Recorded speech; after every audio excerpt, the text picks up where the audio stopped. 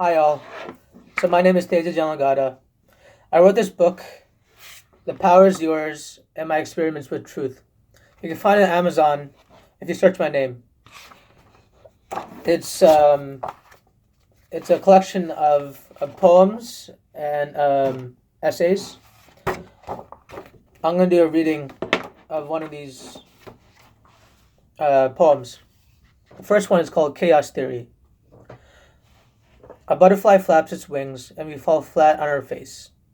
A disgrace to your parents, your grandparents, their grandparents, your ancestors. I have to do better than my parents. I have to do better than my friends. I have to do better than my classmates or get eaten alive. The pressure is rising while the competition is sizing up the weaknesses and strengths of others. Swords to sell and throats to cut. That's a scary world to live in, as it's always been. There are stakes on the line, fortunes to be made, divorces to unwind. Decisions that we make shake or make us. It is how we deal with them that matters, a wise man once said. The wise man might have been me. Tendons stretch and recoil a billion cycles, a misstep with a pair of scissors while you're trying to open some boxes, and your finger starts to bleed. If it's not too deep, the sanguine rush will eventually abate and your skin will start to heal. The skin that grows back may not necessarily be strong or elastic or blend with the rest of your skin, but your loss wasn't permanent.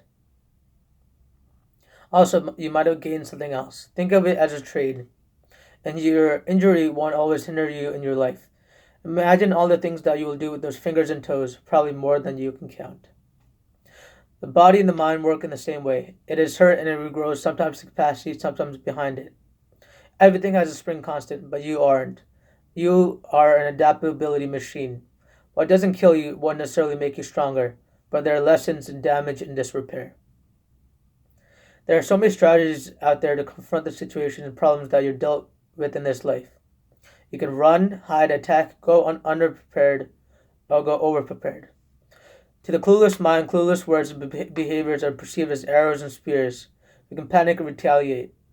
In a hot second, that is all we might have. But true adaptability and mastery comes from failure and pain. Those masters can only teach about success. Just as death may teach you more about life than the living.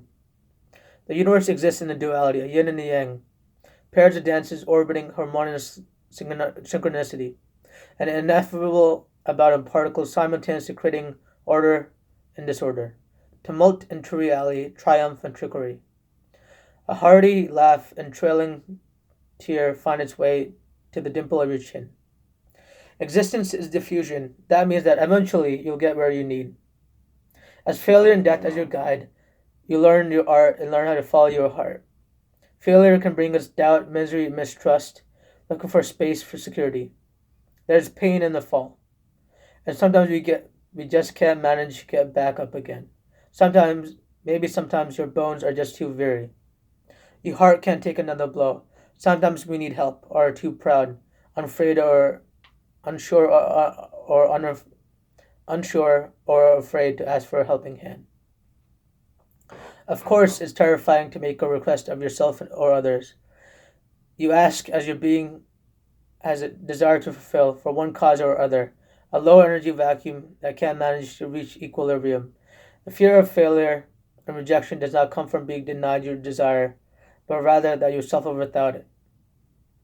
I'm hungry because my body is starving. I beg for a loaf of bread and can't find a single crumb. The rejection is a judgment of your life. Without food to fill your belly, you will suffer the anguish of starvation. This is the worst scenario. Of course, there are many unfilled bellies in the world, but we will try to have a modicum of nourishment and may sleep well this night. As such, we must go after what we want. The world will not always give to us, and it takes practice and mastery to get it. We start with what we have and we build, we build.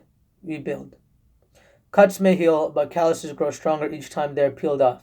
It is tempting to give in to the pain. It is tempting to succumb to the stress and the void. We may turn to anything to stop the pain, but for a moment. The nagging doubts, regrets, and feelings of dissatisfaction, they don't really go away. They may be your constant companions, although they may not be your enemies, but rather the voices that help to sharpen your knives and your wits. It, In victory, we radiate with joy and splendor. In setbacks, the vigor is drained. Battles are lost, but the war might not be. We readjust our tactics, change our perspective, form new alliances, and when the war is worth fighting, there might be a way to win. Every inch gained will have losses and battles, and those battles will be bludgeoning and grueling. With the North Star ahead, our gaze is focused on the horizon, the light at the end of the tunnel. The only way to gain endurance is by enduring it. Every time you slide down that waterfall, the only that you are trying to climb, the better climber that you will be the next time that you inevitably fall. And the immense pressure will shape you to the exact task that you need to achieve. You will get to the top of the waterfall and finally see the river delta below in all of its glory. You will become worthy of that goal. You paid your cost and reaped your reward. People will deny you a helping hand sometimes. They may even hold you back in an attempt to stop you. They may tell you that you are doing it the wrong way, that you can only do it their way, that you must take the route that they did. There's only one path. They may be doubtful of your abilities or just concerned for your safety and just ask you to stop. That drive exists only in you. That fire burns in your heart. It knows what you really want. Figure it out if it's really what you want and what lengths you're willing to go for it. You don't have to hurt others just because we were hurt too often. Violence has a cascading effect. On the journey of life, we will always be surprised by our own abilities and things that life has in store for us. There are no guarantees, no inevitabilities, or fixed destinations. Every day is an ebb and flow, a rushing river or a tranquil brook. Yin and yang, a surface flow. Every morning we get up and face the day. Carpe diem, right? Let it be your aim and let failure teach you how. Thank you. So this was Chaos Theory, and one piece among about 15 that are in this book that I wrote. Once again, you can find it on Amazon, and I want to get more involved in YouTube, so if people like this, please comment below, give it a like, and tell me your thoughts. Based on this reaction, I'll upload another one with another one of these readings. And the link for Amazon will be in the description below. Thanks.